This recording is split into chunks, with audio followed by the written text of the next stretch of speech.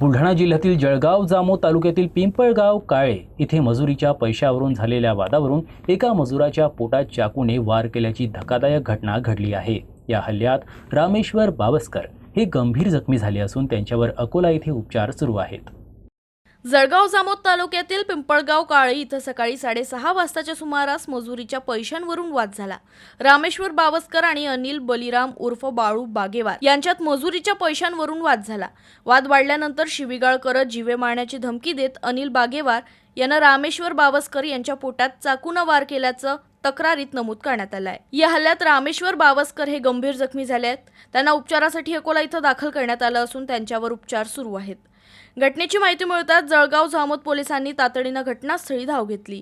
पोलिसांनी संशयित आरोपी अनिल उर्फ बाळू बागेवार याला ताब्यात घेतलाय।